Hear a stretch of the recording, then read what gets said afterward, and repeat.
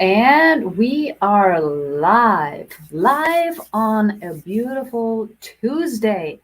Hello, everybody. Well, I am Dr. Natalie, and I am excited that you're here today. I apologize for being a few minutes late. Some technical issues. You know how it is. The weather gets a little windy, and everything is blown out of proportion. Not to mention, there is something that is actually called, at this point in time, a magnetic storm on the sun. And whether you believe it or not, some people say it is going to impact us. And I happen to believe that. I also happen to believe that because today is a very different kind of show. You see, I did have a guest, and guess what? They actually had to do something else last minute. So you'll have to just bear with me, and I love it because we can talk about things today. And what I want to talk about today, I won't make it, too boring or anything like that. But what we can talk about today is we can talk about what's on your mind. Let me repeat that. I want to talk about what's on your mind today. And I want to talk about that because very often we forget to consider what's on your mind and how we utilize what's on our minds. So, what's on your mind right now, other than wondering what I'm talking about? What's on your mind right now is, on the one hand, your conscious mind, the things you're thinking about consciously, what you are fully aware of. And then there are those things that you're not really 100% aware of. And what I mean by that is it's all that stuff that is in your subconscious mind. Surprise. So when I say subconscious mind, some of you, of course, go right away, oh, yeah, of course, yeah, I know what you mean by that. And yes, you do. But I'm going to take it to another level because I want to talk about the hidden power of patterns today. The hidden power of patterns is one of my favorite peeve projects, so to speak. And I want to talk about that because that is the stuff that we're not fully aware of. It's the stuff that can keep us back, that holds us in a certain location, and we don't know why, we don't know how, it just happens. So if you're thinking about your life right now, the question is, what's on your mind?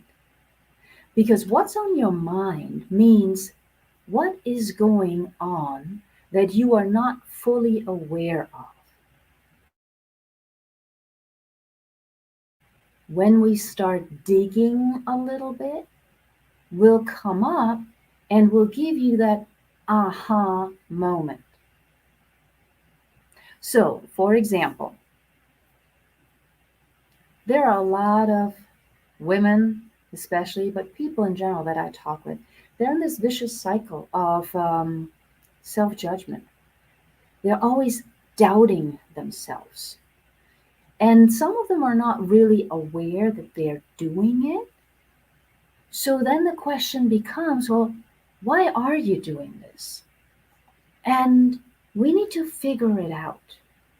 Most of the time, I have found what it is that there's something or someone that years and years and years ago has actually said something, done something, or you observed them doing or saying something that stuck with you. And it may have been a very simple comment. It may have been something that at that point in time you didn't even pay attention to, which is perfectly fine, of course. But now it is something that keeps you stuck. And it is those things, those patterns, the hidden power of those patterns that we need to address if we truly want to transform our lives. And so I invite you to think about what is holding me back and how do I talk to myself? I know none of that is necessarily 100% new right now, but it is kind of important to just think about what's on my mind, how do I talk to myself, and why am I talking to myself like that? Those are the things that we need to look at if we want to move forward. If we want to move forward, we have to somehow become aware of those. Because really, if you are stuck, um, if you are consistently doing what others want you to do, trying to please everybody, the question that I always love to ask is, whose life are you living? Most of the time, you're probably not living yours. You're probably just existing. And that is not why you're here. The reason why you're here is because you're needed in this world, because you are needed to do certain things. You're needed with your gifts, with your talents, and all of that. So if you're thinking about that, it all comes back to what's on your mind. What's on your mind right now? And that's a little bit of what I deal with in the work that I do. And that's why I bring all of these experts who just tell you all sorts of things, who share their experience, their knowledge. And today I got a special surprise for you, something I normally don't do, but today just seemed like the perfect day. So I'm going to move a little over here, and I'm going to have somebody come over here, and let's see if that's going to work. All right, and you can actually take those off if you want to. All right, so um, hold on, I'm gonna take this out. This is an experiment, everybody. Okay, I hope you can hear us. So this is a little young lady who's very tall already, who happens to be very dear to my heart. But other than that, this young lady has a lot on her mind. So Felicity, what is on your mind today?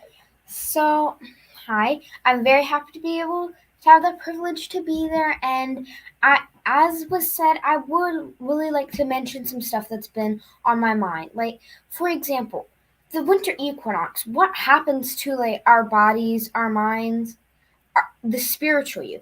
For example, things like the winter equinox can really change you. Some Hmm, people during the eclipse might get oddly edgy.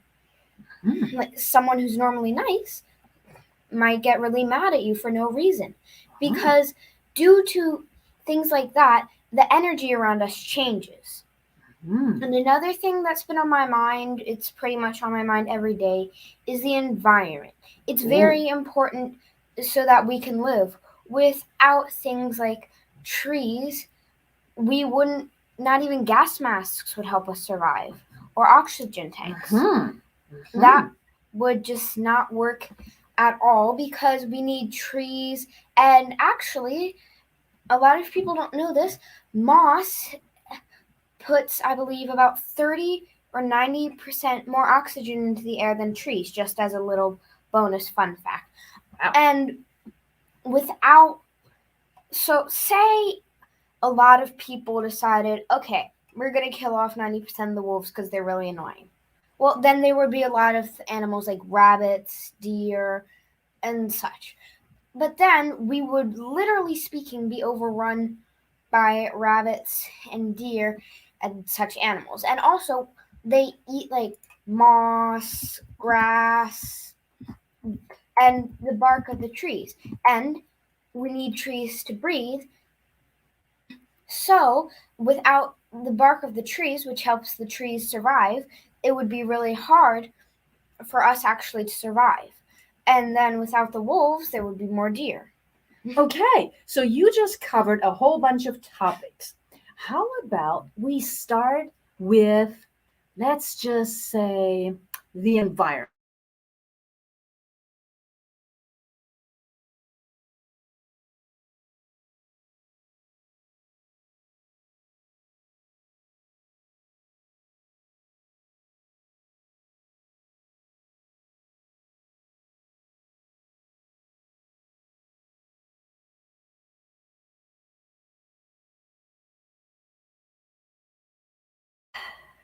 There we are, All right, technical here we go. difficulties. So, when we're talking about the environment, trees, etc. You mentioned we need the environment and that without the trees we could not breathe. Yeah. What can we do about it? Well, we could.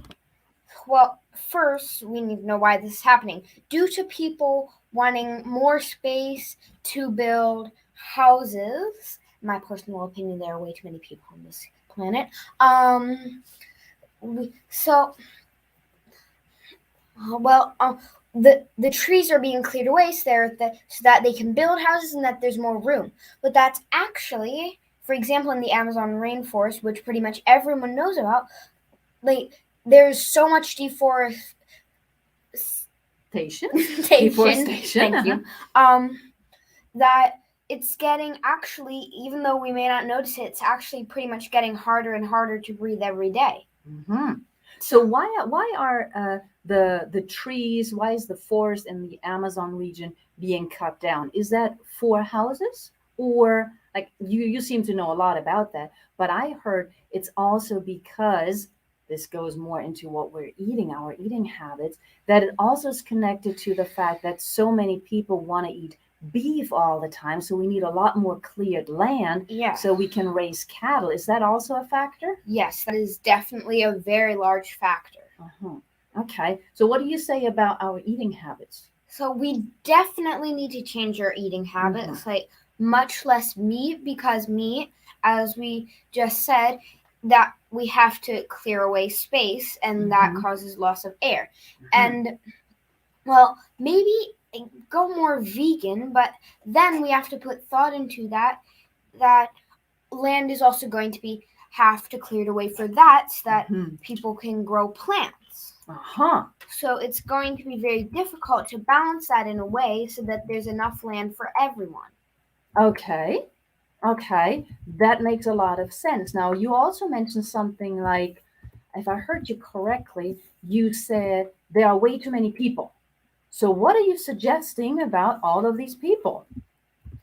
Well, I'm actually not sure what to suggest, but maybe even though like some houses look really like weird and disgusting, they might actually not be so bad, but people just don't give those older houses a chance. Like pretty much so often it's just some old like houses get deserted, and then instead of people using money, yes, a bit more money than buying a new house, they just decide to build a complete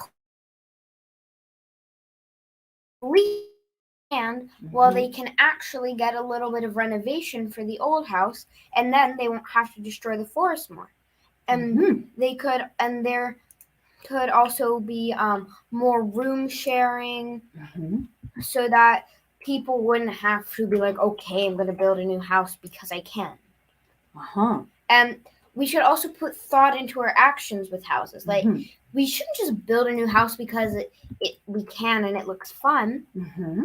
But we can, as another idea, we can renovate an old house rather than having more land cleared away. Now, a lot of people don't want to live in small houses. And at the same time, I heard that one of our friends, our connected acquaintances, Stephanie Arney, for example, who now runs the Wolf Center, of course, in Missouri, she used to also live in a tiny house. So do you think that tiny houses are the solution? Yes. Things like tiny houses are very good too.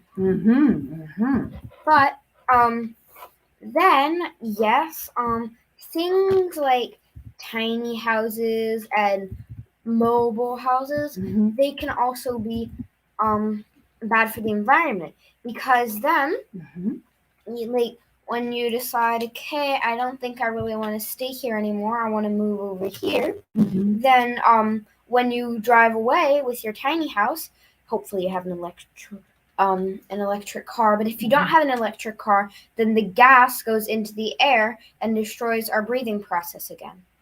Okay. So in general, there seems to be not too much we can do to stay alive for the next 50 years? Not exactly, Okay. but One of the things that we can do is just be completely more eco-friendly. Mm-hmm. Use more electric stuff Mm-hmm. don't and use recyclable bags. Use Mm-hmm. reusable bags. Like right now, since we're using masks, use reusable masks, Mm-hmm. such as KN95 masks. They might not be uncomfortable, but they're better for the environment. Oh, okay. Okay. Hmm. So you've been thinking about this a lot. Yes. Okay. Why do you care so much? Well, because it's just important to us, and it's so and nature, the environment, animals. It's just the most beautiful thing. Mm-hmm. So then let's talk about one of your other things that I know you care about because I believe you've written a book about this. What about animals? Why do you think animals are so important? And you also mentioned wolves earlier. So, what about animals? Why do you think they're so important? Well, animals are very important because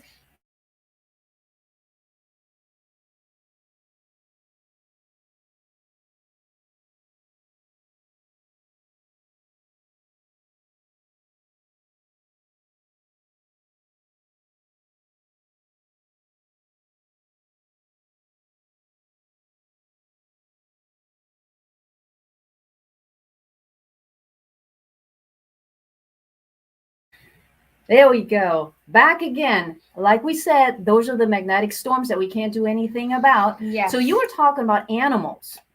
So animals are very important because we're all connected. Without wolves, deers, such as said earlier, we wouldn't be actually able to survive. I'm not Mm-hmm. really sure how to explain that, Mm-hmm. but I'm going to do the best I can.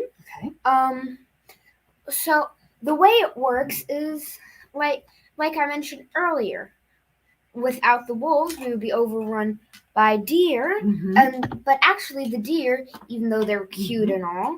and all, would actually cause a very big problem Oh. because yes, we clear up plenty of land, Mm-hmm. but they actually clear up much more land than us Okay. because they just move, they just graze from place to place. They one Okay. moment they might be 5 miles away from your home, Mm-hmm. and then you look around 5 minutes later, Mm-hmm. and then you see a bunch of deer um, in front of your house, and then Mm-hmm. the next day it might be nice that you don't have to mow the lawn, Mm-hmm. but there's barely any grass. Uh-huh. And they also eat the moss, and like I said earlier, um, they also eat the tree bark. Mm-hmm. It just completely kind of ruins our breathing.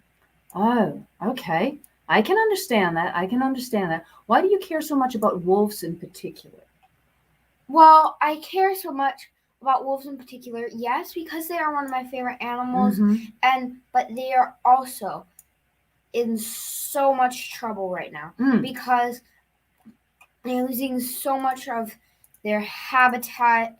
They're pretty much losing everything. Mm-hmm. And wolves are very important to the ecosystem because they're an apex predator. And without apex predators and also smaller predators like foxes and animals like that, we would be going through a lot of problems with overrunning by herbivores. Oh, okay. Wow. Okay, so you clearly have done a lot of research. So let me ask you a very different question. And of course, I have the privilege to, know you a little bit, A little bit. just a little bit. So you don't just care, you also act, right? So what things have you done thus far in your long and illustrious life to help others? So I have so for example, I used to do volunteering for about 2 years at Wellspring of Life Farm, a Mhm. place for therapy, but it sounds just like regular therapy horses, but it is so much more. Mhm. It is able to make people smile who haven't smiled in months. Mhm. It is honestly such a pleasure to be there because the smallest job can help so much. And I would really love if some of the people watching the show or who may watch this show later could maybe check out Wellspring of Life. It would really help a Mm, lot. okay. Now you also did other things, right? I think you traveled a little bit and helped paint a school, help decorate other things. So what kind of things have you done there? So, yes, I went to something called WGC Women's Mm-hmm. Global Conference, but it's not Mm-hmm. just women, it's men, children, Mm-hmm. everyone. We travel to places like La República Dominica, and then, well, we just help people. We go to the very poor parts and see what we can do to help. Mm-hmm. Mm-hmm. And we paint schools for people who have barely any money. Mm-hmm. We we donate money. We've done so much, Mm-hmm. and it's been hard due to COVID, but um, I'm sure they're still continuing helping people. Mm-hmm. Okay. And what do you enjoy more, the work with the horses or the painting and so forth of schools? I honestly enjoy them both, Mm-hmm. but one thing I must say, Mm-hmm. the work and painting of schools and such is actually much more heartbreaking Mm. because you see what where people are living. Like, for example, you and I, we're able to live in a place with internet. We're able to have the luxury of pets. We're able to have the luxury of internet. We're able to have the luxury of even being able to buy a book Mm-hmm. or have light. Mm-hmm. Well, places like those, there are shacks Mm-hmm. where 6 to 8 people can live in, Mm-hmm. and they're like sleeping on the floor, Mm-hmm. and they have like maybe like $2 per month, and for them that's like, oh my gosh, I just won the lottery. Mm-hmm. Mm-hmm. So, and they are so poor, to put it bluntly, sadly, that they they just can't afford anything. They're so skinny, and then parents, they're just working day and night just to be able to put a small amount of food, like two mangoes or Mm-hmm. something, on the table. And but the family, the wonderful thing, the family will be so grateful for that. It Mm-hmm. and when and it is so wonderful to be able to help them. It's just wonderful. Mm. Okay. Well, I want to know a little bit more about some of the things you just mentioned, but I also have to take a little break. So we'll play a little commercial and Hello, oh, are we? hello, and welcome to the Los Angeles Tribune. Since 1886, our name has been a part of the world of journalism.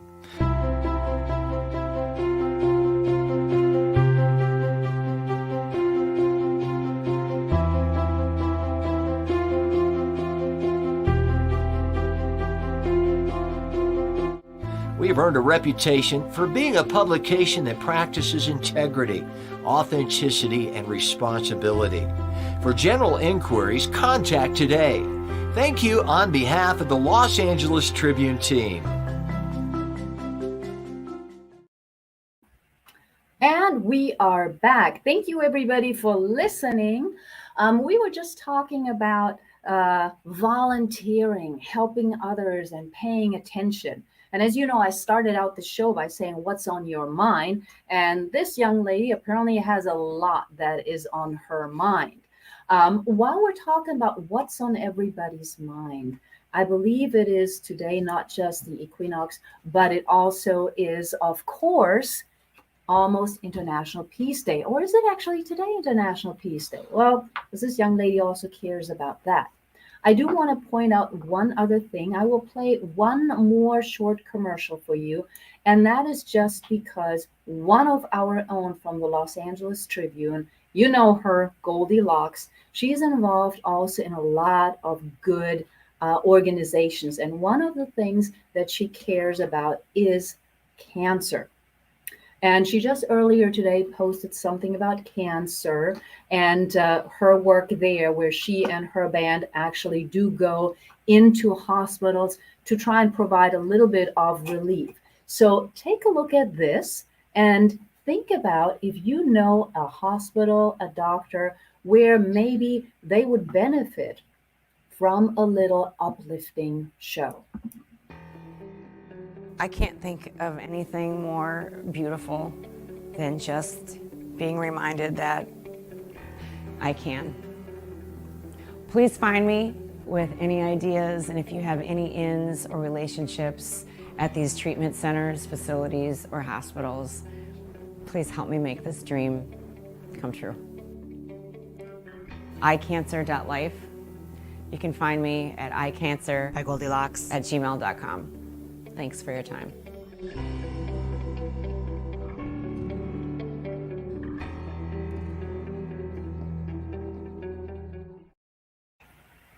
All right. So that was, of course, our very own Goldilocks with I Can Survive, I Cancer Live. If you know a place where they would appreciate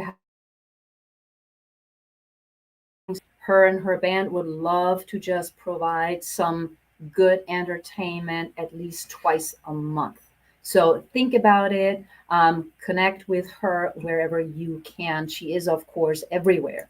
So you were talking about what's on your mind. We were talking about what's on everybody's mind. And you've got this little thing. I think it's that book that I mentioned earlier. I'm trying to put it in here so that we can see it. And that, of course, is Why We Need Animals, Protect and Save Them. Now, that was a book you wrote a couple of years ago. Yeah. Is another book on your mind? Well, I've actually been making a lot of books, but they're mainly children's novels. But I think into one of my books I could integrate. I would also love to do this. I would love to integrate something about the climate change because that's a very big topic, and it's just completely destroying the environment. So one of the things that we can do is lean away from greenhouse gases, for example. Okay. And lean away from like diesel cars, even though they're very good cars, but we have to lean away from them because the gas that goes up is actually just making it warmer and warmer by the year. And if we keep this up, our ozone layer is going to be completely destroyed by, I think, in the next 2 years, and then we're going to have a lot of problems. I'm not sure that's going to be within the next 2 years, but probably pretty soon. Yes. Okay. Now, what do you think about the need for tolerance? The reason why I'm asking is because you're very adamant. You keep saying, we need to do this, we need to do that. Now, there are people who, as you pointed out, they are just poor and they're just trying to make money, right? They have to make money to survive and feed their families. So if all they have is an old diesel car, how do you deal with that? How can we I will accept that? actually not hold anything against them because that's the best they can afford. And maybe if more people who have some more money and happen to have enough money to maybe like buy an electric car, then we could be able to donate stuff like that. So, or maybe have an old electric car or just a second electric car that they thought they would use but they don't. I know that's very rare, but to all those people who do, I would really love if we could find a way to somehow donate to those people more electrics items so that, because they can't do anything about it, so that they don't accidentally and of course, very often what we hear is that it's actually the big countries that do the most damage. I have a different kind of question for you. And if you don't feel like answering that, that's perfectly fine. So you started out a little bit with spirituality and so forth. Do you feel that people in general are generous and kind, or do you see that some people are stressed, overwhelmed? What are your impressions about people? I'm sadly going to have to say no to the generous part because a lot of people, because of stress and the things that have actually seen around me, they're always like, me, no, me first, no, me. And Okay. they're only doing stuff for them. Mm-hmm. And like maybe once in every, maybe like say 2 years, Mm-hmm. like a few months, they'll finally be like, okay, Mm-hmm. I'll do something. Mm-hmm. Mm-hmm. But that's because, like, on the outside, they may seem very good and healthy, but it's actually the spiritual part of them that's unbalanced. Mm-hmm. Mm-hmm. So you're going back. You're very young to talk about spirituality. How come? Well, from my mom, I've actually learned a lot about spirituality, and some courses that may seem boring can help you balance your inner self, such as the Superhuman course from Omniverse. It's actually really good for you because you can open yourself up. Mm-hmm. Mm-hmm. And we all are spiritual in one way or another. Some of us may be manifestors, and some of us may be, Not manifest. yes, not manifestors. And maybe some of us may be kind of almost like people who can see what's going to happen. Yeah. And of course, talk about manifesting. I'm a big believer that we manifest everything, whether it's good, bad, or in between. So here's a different question. And this is probably going to be like one of the last questions for today. Okay. We currently are in what people call a pandemic. And of course, you are school age and you are in school. How was your experience in school during the pandemic? How did it impact you? How did it impact your friends? You weren't able to go to school all the time, but then half the time, and then in and out, and always wearing masks. So, How did this experience hit you, impact you? So first, I'm going to have to ask a small question. Yes. My experience here, or Yes. Okay. Well, no, actually, no. Yes, okay. First, where you first experienced it in So the I summer. think in the summer is probably going to be the best because here I haven't really experienced Mhm. much.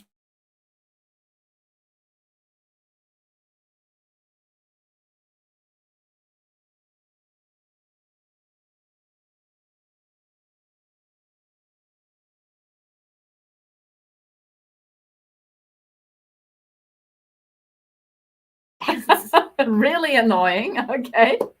All right.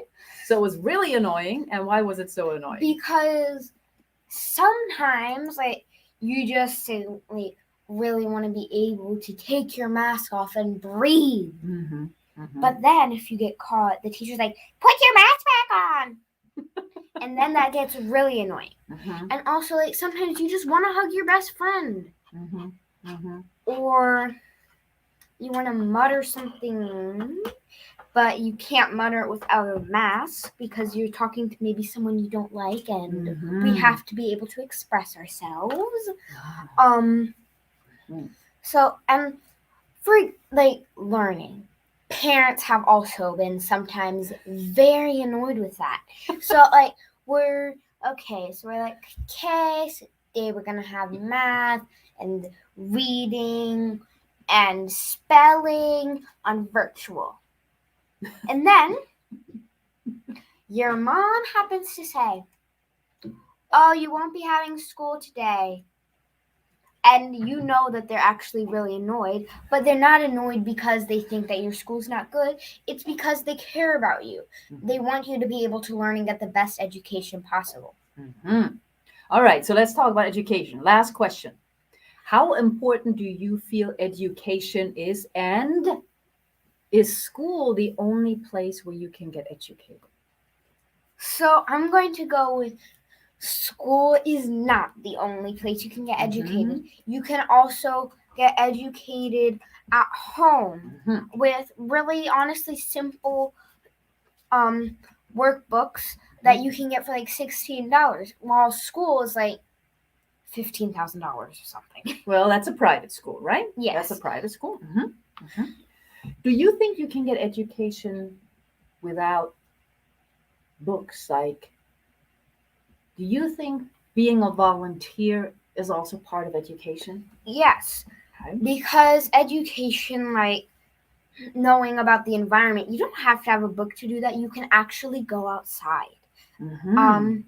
And like volunteering, it educates us about how we can care for others. Okay, that makes perfect sense. So, last question, really last question this time. Okay, really last question. What is your recommendation for anybody who is watching this now or later when it comes to figuring out what's on their minds and how to deal with what's on their minds? So, how do you deal with what's on your mind? Sometimes you just have to open up. And Mhm. it's not weird if you like literally like you're in a meeting and you're like, "Hey, I need to have a conversation with myself." Then just talk to yourself. It's that simple. In your mind. Sometimes we need to have a conversation with ourselves. And some of us, including me, have not thrown a fit in a long time and we need to get our emotions out. So it's fine to throw a fit in your room and throw a pillow against the wall as hard as you can, as long as you're not in an apartment where there are other people and you don't want to, because you don't want to annoy them. But you can scream into your pillow, or you can scream in the bathroom. Awesome. So apparently, one of the important things, if I heard this young lady right, is that we sometimes need to get stuff out of our heads. And I could not agree more, whether that is screaming, whether that is writing it down in a journal.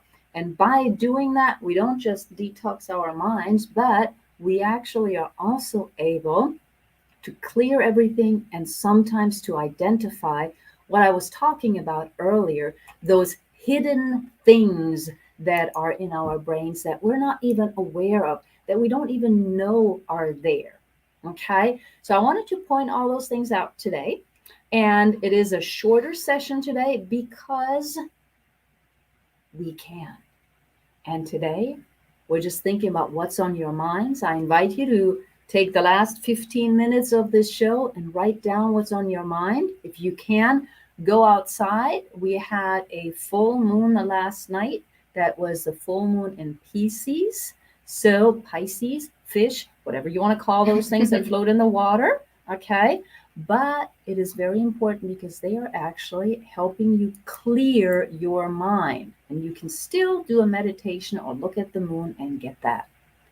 Thank you so much, everybody, for watching. Don't forget all the other shows that we have on the LA Tribune. And I shall see you next week with a very special guest other than my daughter. I'll talk to you all later. Bye.